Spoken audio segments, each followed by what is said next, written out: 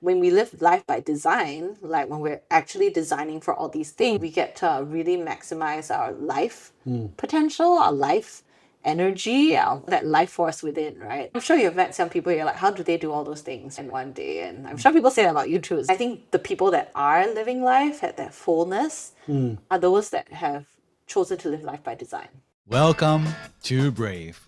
Learn from Southeast Asia's best tech leaders. Build the future, learn from our past, and stay human in between. No BS on success. I'm Jeremy Au, venture capitalist, serial founder, Harvard MBA, science fiction nerd, and dad of 2 daughters. Every week, we debate startup news, interview changemakers, answer listener questions, and share personal insights. Join our movement of over 40,000 members and get transcripts, resources, and community at www.bravesea.com. Stay well and stay brave. Hey, Jiezhen, excited to have you back on the show. Thanks for having me. Nice to be back. I think the last time I was on the show, I just become a parent. We were still living in the US. We were still in LA, but I think I was back in Singapore for a bit. Different stage in my career. I was with a different company then, but similar space. So a lot of things have evolved. Some things have stayed the same, but it's good to be back. And I think it's really interesting because you have such a wonderful journey. I'd love for you to introduce yourself. This morning, I was mentoring some youth as part of a US Embassy program. And he said, every time you introduce yourself, it's an opportunity to decide who you are in the moment, right? Allowing that space for it to evolve. So I guess the question is who I am at this moment. And I think that's always evolving. So right now, I am a wife. I'm a mother of 2 now, almost 1-year-old baby boy, Jasper, born last year in Singapore after we moved back, and Juniper, who just turned 4 this week. So I think that has become a part of our identity I'm a lot more comfortable with. I think it was very fresh the last time we spoke. I'm also a leadership coach and consultant. At Korn Ferry, the company I work with, we call it a senior principal, and I'm part of the CEO and board practice. We coach CEOs, boards, top teams, C-suite, typically C-1. They call it top of the house coaching and consulting, leadership advisory. I've been enjoying that, and that's what I do right now. When I was at Harvard, I started the Mindful Leaders Collective, and I think that's still a big piece of the work that I do, hoping to create more conscious leaders that will build a more conscious world. Last year, when my son was born, I also started the Mindful Mama community, which is now about 1,000 moms in Singapore. It started with walks in nature, and that's been a big part of, I think in my heart, soul, I'm a connector and a community builder. I thrive, and my husband Jared too, we both really thrive in community, and I think most humans do. But I think we're quite intentional about seeking out community, and we can't find it building it, right? So I think that's a big piece of the chapter I'm in right now, finding ways to continue to be involved in a larger ecosystem here in Singapore now that we're back. So there's so much to unpack. There's so many identity changes. One from nonprofit leader and Harvard graduate to now a leadership coach and consultant. Then from the US to Singapore and Southeast Asia, from a new mom to a veteran mom. I think the second time round there's definitely a sense of ease that, for me at least, wasn't there when you're just trying to figure out, learning the ropes, trying to make sure everything is okay. But yeah, a lot of shifts. So I'm excited to explore that today because I think we're always evolving, right? And I think sometimes we don't, and in working with leaders, sometimes I feel like we get stuck in this idea of who we are, and that's the danger when we don't give ourselves the space to evolve. Even as leaders, right? Definitely more further down in their career, maybe in their 50s, some people in their 60s, because we work with board members as well. And some people have maybe more fixed ideas or belief systems about, I just don't do that. I'm just not a good communicator. Or I always struggle with empathy. I always struggle with speaking to big groups and people. But when we give ourselves the space to acknowledge where we are, but also the room to evolve our narrative, identity, our story of ourselves, I think it gives us so many more possibilities of who we can become. We don't limit ourselves. So let's get into that. What's interesting is that you're very much in a space of leadership coaching today. And if I look at the evolution of how I first knew you as a nonprofit leader, and we were both in nonprofits at the same time, back in 2012. It's been, 10 years since that time period. I've seen you evolve. And obviously there was this interim period where you were at Harvard learning and changing. But how did you make that arc towards leadership? You could have joined house you've done. So what was it that said okay, this is the thread that makes sense? So I think the thread has always been for me impact. I think that was the reason why I got into the nonprofit space to begin with. In 2017, I did a talk called Doing Good Doesn't Have to Look a Certain Way. And I think that's still something I believe, that there are so many ways to give back and do good. The premise was I was seeing a lot of people, young people in particular, who wanted to make a difference in the world. And they were all stuck like, do I have to go into the social sector? Do I have to work in social services to do good? And while that is a very important part of the ecosystem, that cannot only be the part that everyone is going to invest in. I think what I was seeing with the work I was doing back then at the Hidden Good was that I learned so much about leadership in those years, just observing what makes organizations thrive and what makes some of them struggle. Being able to ask ourselves, where can I play the biggest role? Or where can I position myself that will allow me to create the most meaningful impact? For different people, that's different things, right? Based on your skill set, based on the kind of impact you want to see. And with the work we were doing, I was like, okay, this is great. I love the ground up, like community. Always been a community person. But at the same time, I'm like, how do we shift the larger narrative, right? In organizations, in the larger ecosystem. Becoming a parent also made me think about these things. After Harvard, I was like, okay, do I go work in-house in big tech or go into more corporate consulting and impact consulting? Like, there's so many different paths I could have taken. But I think as a parent, one of the very clarifying questions for me was like, okay, I really want to be present for my kids. I really struggled at first. Like, do I have to choose between that or doing work that I loved in the world? And the work I've been doing now is really about that integration. How do I do both? How do I be present and do work that I care about in the world and really look at the impact that I want to create? I think that thread was clarifying becoming a parent, because I was like, if there's any time I'm spending away from my children, it has to count. So where am I going to get my biggest buck, right? Like, if I'm going to invest time coaching, and I coach a variety of leaders, but if I'm working with those top teams, the ripple effect can happen within their teams and organizations. I'm coaching like C-suite, right? The impact of their decisions affect so many people. And I've seen the shift that can happen when leaders really step into their full potential of who they can be, and that huge ripple effect of what that means for not just their organization and their teams, but their customers, their families, their communities. When I asked myself, where can I create the impact I want to see in the world? A lot of it was in working with senior leaders who are going to make that difference in the world. I think it's interesting because what seemed to impact you was that blend of both being at Harvard as well as becoming a parent. I'm curious, what would you say specifically at Harvard changed for you? And what specifically being a parent changed for you for this career choice? Yeah. So I can't remember if I shared with you about the program and the course of study I was doing at Harvard, focused on leadership and organizations. It was based at the business school, HBS, the Kennedy School, public policy, and the ed school, looking at learning organizations. How do we help people learn to become more of who they can be, and all the developmental pieces of it?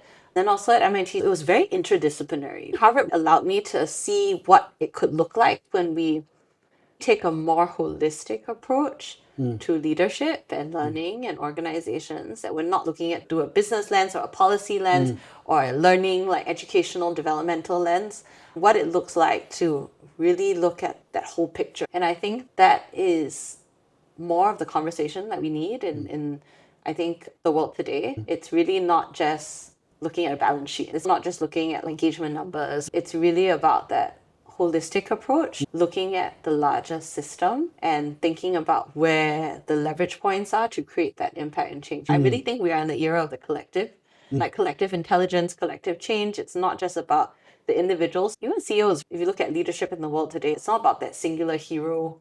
Sometimes reluctant CEOs, maybe they're naturally more introverted or reticent. They're like, for the greater good, I have to step into this role.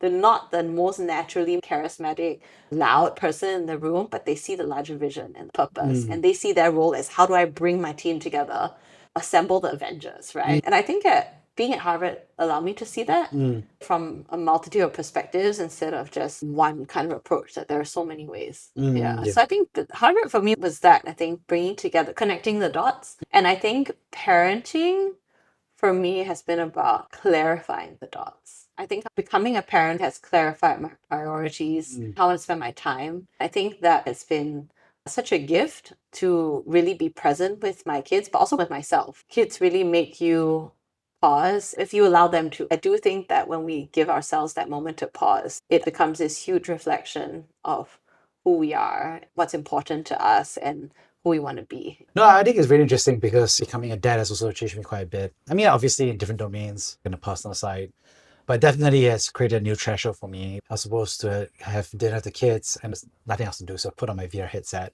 And I was playing Dungeons and Dragons tabletop game. I was like an American guy, a Chinese guy, and some European guy. We're just playing. By the time I took a headset, I missed dinner, I missed bedtime, and it was late at night. So a couple hours just flew by. And I was like, I'm not doing this again. How did you feel in that moment?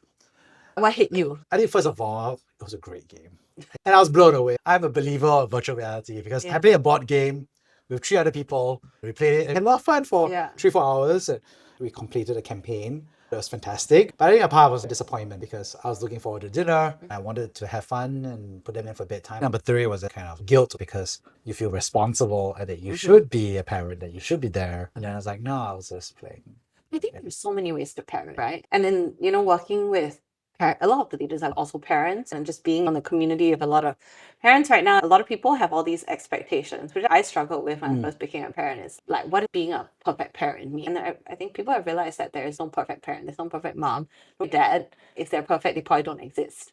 It's really about deciding what kind of parent we want to be. One of my professors and mentors said, parenting is the most impactful leadership development experience you can have. I will challenge you, look at some of the beliefs or philosophies or ideas you have about the world and decide whether this is something I want to pass on to my kid. I think that's where the whole idea of consciousness comes in, like conscious parenting, conscious leadership, conscious living, like being conscious about what we bring into our space, right? Whether that's at work or at home. I think a lot of times we also put unnecessary pressure on ourselves, right? To be like, who do I need to be? Is being a good parent spending 24/7 with my kid?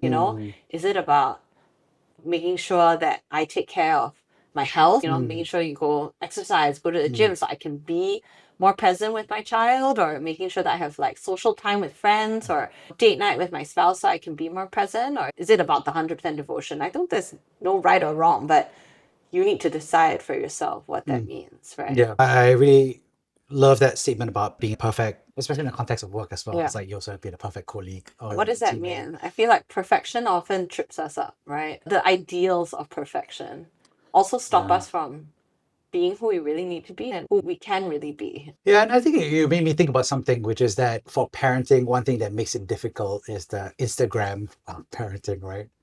I have to admit that you have a great Instagram as a mom. Every time I see your Instagram, I'm like, It's funny you mentioned that because I was just thinking I don't post a lot on Instagram. Like, I wish I was more intentional about my content because I do like sharing insights and reflections. I see Instagram as a journal. I use it as a space to capture moments in time because you got your photo roll. I take a lot of pictures.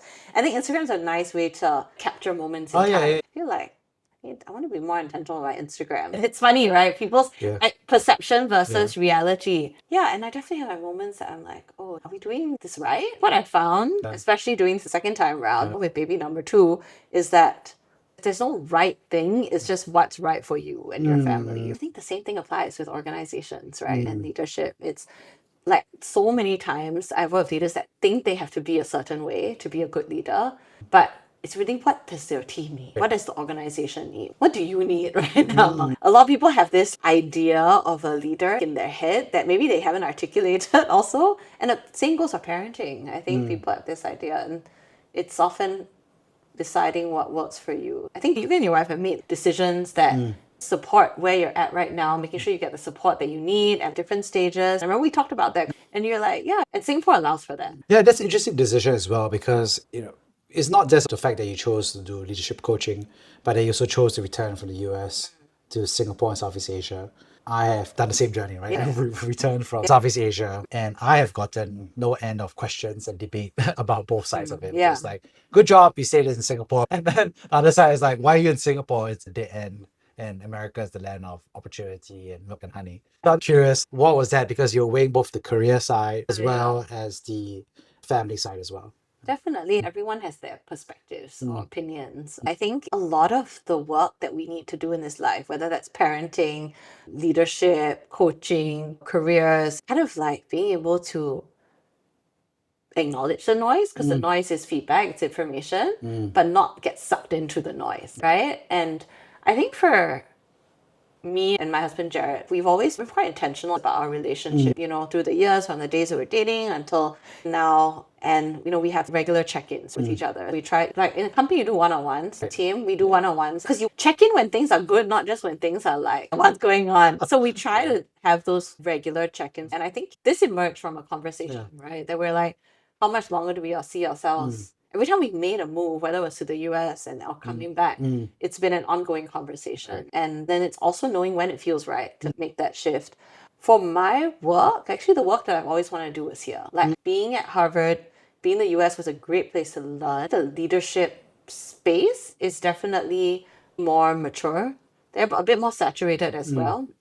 But it's definitely more developed, right? So being able to learn from different modalities like practices, approaches, bodies of work, whether that's at Harvard or when I was working after that in the leadership advisory space. But the impact that I always wanted to have was here in Asia. Even with the Hidden Good, it was always like Singapore, Southeast Asia, Asia. And I think I have a much bigger vested interest in this part of the world. I think there's so much potential also. And I get so excited now whenever I work with Singapore companies, Asian-owned businesses. Some of them might be newer to this work, which means there's a bit more time to warm up, get a sense of what they want to get out of it. But at the same time, the potential is huge. I didn't have the same kind of fire working with a US bank that I do with local players here. And I love winning as an individual, but there's something that I love more than winning, which is helping others win, which is why I think I entered the coaching consulting space. I still don't see myself as a coach primarily. I see it as one of the tools I use in the work that I do. I see myself as a facilitator, like connector of all the different kind of conversations, narratives to really help people become that fullest version of themselves and to be as conscious and intentional about how they're living, how they're leading, how they're learning.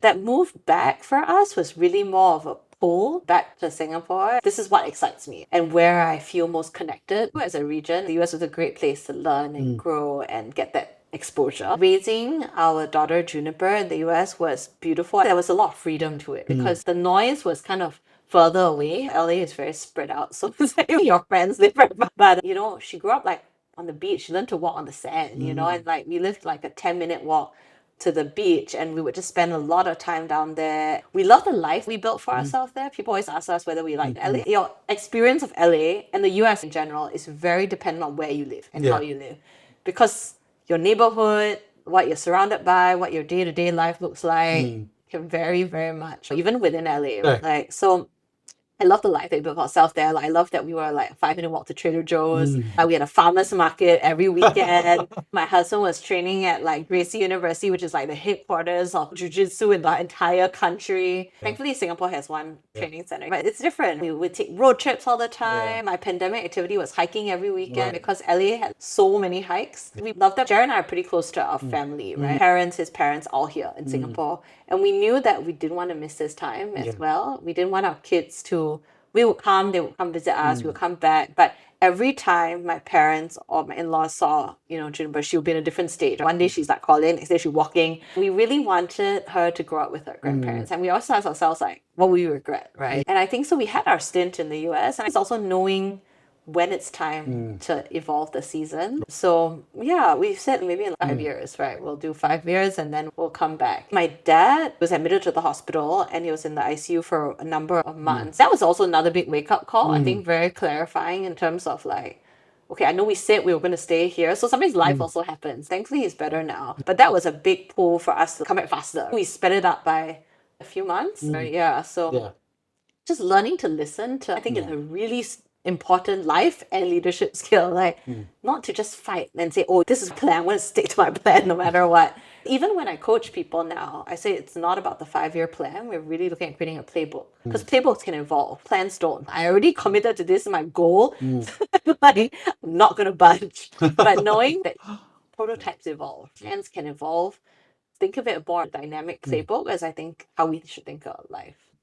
I think that makes a lot of sense, and I really empathize with all of it. I do miss Trader Joe's and farmer markets. And so I think there are definitely some parts to it, but I also really resonate part of like For me, myself, I didn't really get to know my grandparents because they passed away. I was young. For me, it was like, oh, And it's really precious to see your parents become grandparents. Really. a special gift for Yeah. them. Yeah. Then you go do your call. No, support, right? Support. One thing to have that relationship, and another to have that support that makes it sustainable, right? To do the work in the world and to have that network of support that is supporting your personal family and life at home as well. And Singapore definitely allows for more of that, whether that's family, paid help, or government subsidies. The fact that they have a working mom subsidy, I know people say it's not a lot, but it's better than not having anything at all in the US. Like, definitely puts a lot of things into perspective, right? Coming back was part professional, part personal, but also really about sensing the pulse of the time and knowing that I think it's time now. Yeah,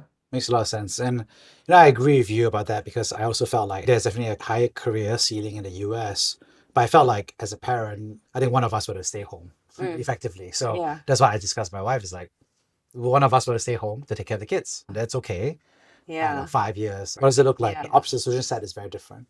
I think it's an interesting piece where people have 5-year plans versus a playbook. And, I think when I reflect about it, when I was younger, I was very much like, this is my plan. Right? Yeah. And then now I'm like, okay, what does a good week look like? What does a good day look like?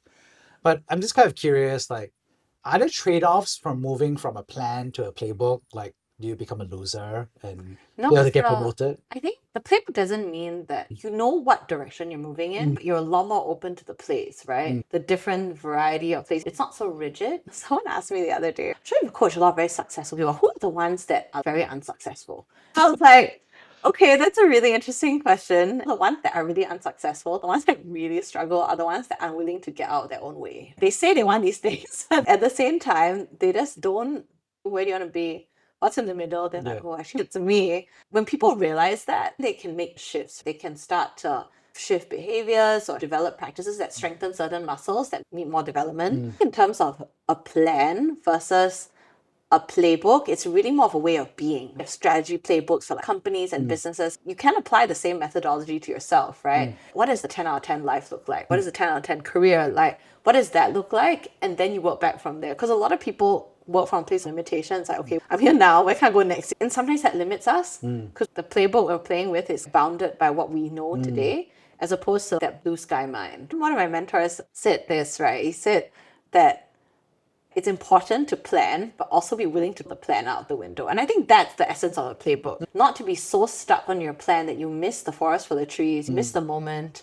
Some people are so set on like, I need to like hit this target, right? That they miss the journey along the way. Like so many people I know that like, oh, my goal is to become CEO or to like, get this promotion. And then they get it and they're like, wait, I'm still not happy. I'm still not like, I'm still not fulfilled, still not thinking of creating the impact I want to create. So it's about rethinking the ways we move in the world, in our lives. It's playing that infinite game, right? Simon Sinek. It's not about just hitting goals and checking them off the list, but playbook allows you to evolve because there's some things that you never fully win. You don't win at parenting. You don't win at being a leader. Maybe there are certain milestones, but it's an overall way of being as opposed to a way of doing.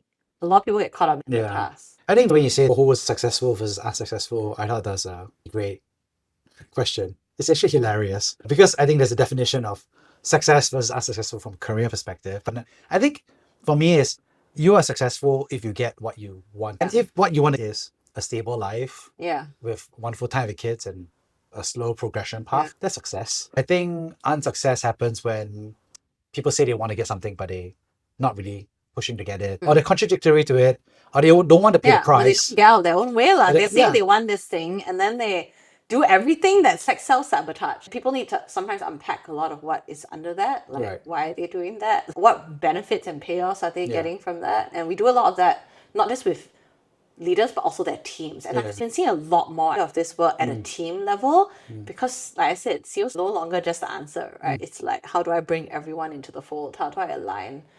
And that's really powerful when we work with organizations, right? And we work with the whole level of leaders. They get to learn, like, we don't necessarily have to be the ones, like, engineer connections, but they're all working on winning together, right? And winning as one team, then everything starts to flow. I think being able to be successful. My husband and I were talking about this a while back. What does it mean to have it all? We were talking about who has it all. And what he landed on was that you can have it all if you know what all means. Being successful is just, what do you want in your life? A lot of people don't know. They don't have the clarity. A lot of my coaching is around the clarity to figure out what you want and the courage to actually live it. People, maybe they say, well, I want to do this. I want to start business or something.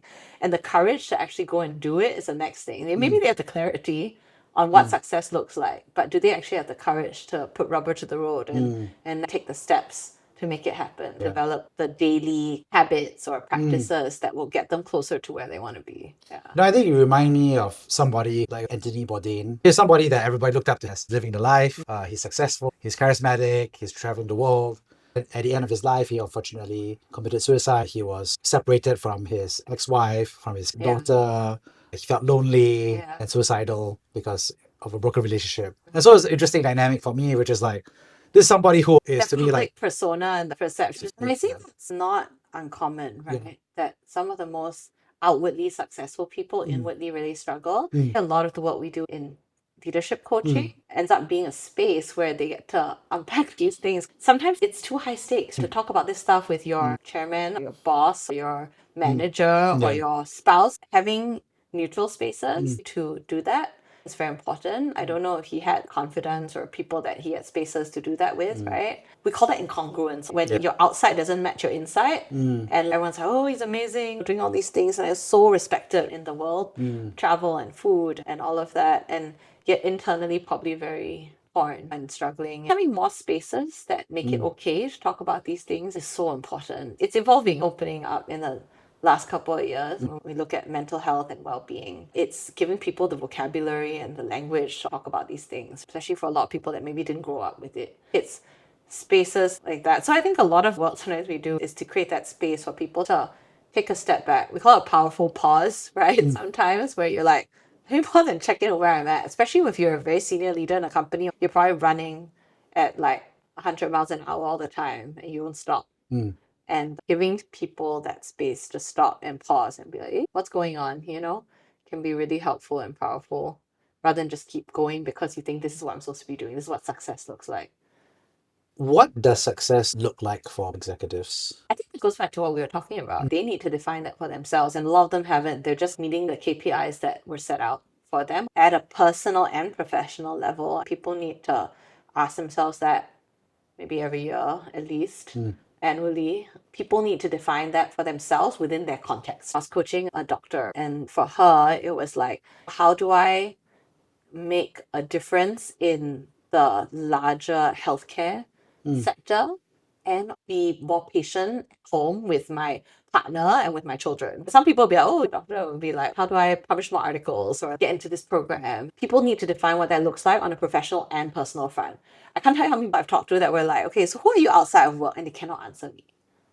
A lot of people are completely intertwined with their work and their careers that they don't really know who they are. I always ask people, who are you when you put all these things down? A lot of people are ambassadors, diplomats, and they're so intertwined with their identity of who they are and their title. But when we can look at ourselves and ask ourselves that, it becomes a lot more clear how we want to live our lives. Is there any tools or frameworks for people to be able to define it? Do they go journaling? Do they go into a silent meditation retreat for 10 days? What's the approach for people to get that? We have a framework at Korn Ferry, right? Like, we're pretty holistic about it. I mean, we have like assessment tools, but we also have what we call leadership dialogues, where we sit down to leader and reflect on their life basically for several hours and then put that into play. And, in my work in coaching at the Possibly Playbook, which is my own practice that I was doing before Korn Ferry, I guide people through it. Because if I send people the template, they're like, how do I fill this? It's meant to be, having someone ask you the question sometimes is much easier than you trying to do it in your own headspace. You have that bouncing of ideas and flow.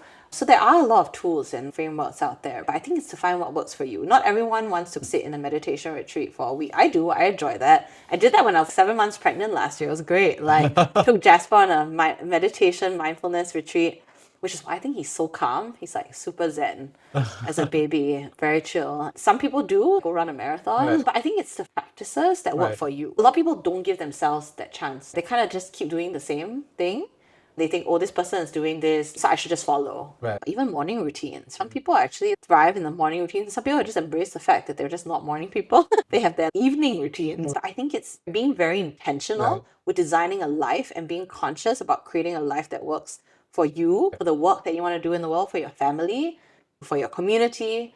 It takes that consciousness and intentionality to design it rather than to let it happen to you. One framework we use is called design and default. A lot of people live life by default. It's kind of like, oh, this is the path on. I went to this school, I went to this job, default. A lot of people who are very successful can just continue doing that. Default works, right? Their default way of managing has worked up to that point. But when we live life by design, like when we're actually designing for all these things, we get to really maximize our life potential, our life energy, that life force within, right? I'm sure you've met some people, you're like, how do they do all those things in one day? And I'm sure people say that about you too. I think the people that are living life at that fullness are those that have chosen to live life by design.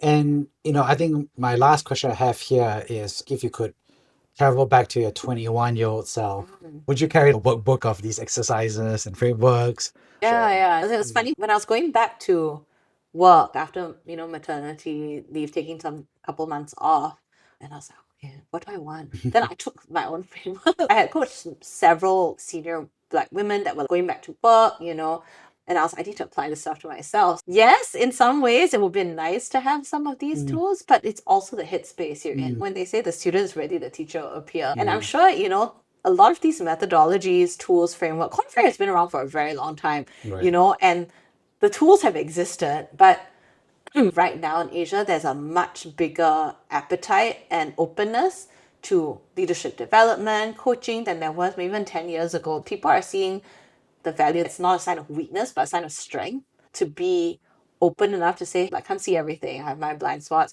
How do I bring in the right people, assemble my team that will have my back, coaches that will help me see things I cannot see?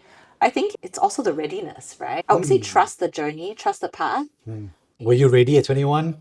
I was always very involved in community impact since early days, right? I think since secondary school even. But I was also feeling like, what does my work look like in the world? That was the question. And knowing that I didn't need to have all the answers, I would probably tell myself, the whole turn of I'll sit down with my younger self for coffee to remind myself that I don't need to have all the answers. I don't have to have it all figured out. Because I think that's where a lot of my grief and struggle was, is feeling like I need to decide right now. Someone told me, don't get caught in the forever trap. Just because you're doing something right now doesn't mean do it forever. And you can always evolve. I think that's one thread we've been talking about today, allowing ourselves the space to evolve and to become who we want to be. At 21, I was already kind of dabbling, but it's also the timing of, am I ready? A lot of this work comes with more experience and more exposure to what is out there. I think at 21, maybe I was a bit more idealistic, and now I feel more grounded with who I am, what I hope to see in the world, what impact I hope to have. So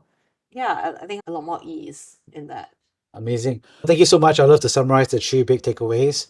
First of all, thanks for sharing about your journey from nonprofit leader to Harvard student to leadership coaching. I think some of the thoughtfulness and dynamics of having to choose a different path and defining your own set of success has been really interesting to hear.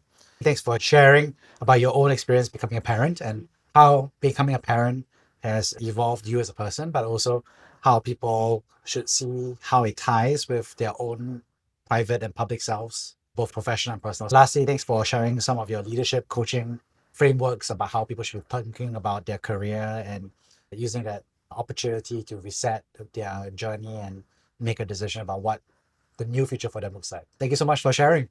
Yeah, hope we all really step into that fullness of who we can be. And the world will be amazing. Thank you for listening to Brave. If you enjoyed this episode, please share the podcast with your friends and colleagues. We would also appreciate you leaving a rating or review. Head over to www.bravesea.com for member content, resources, and community. Stay well and stay brave.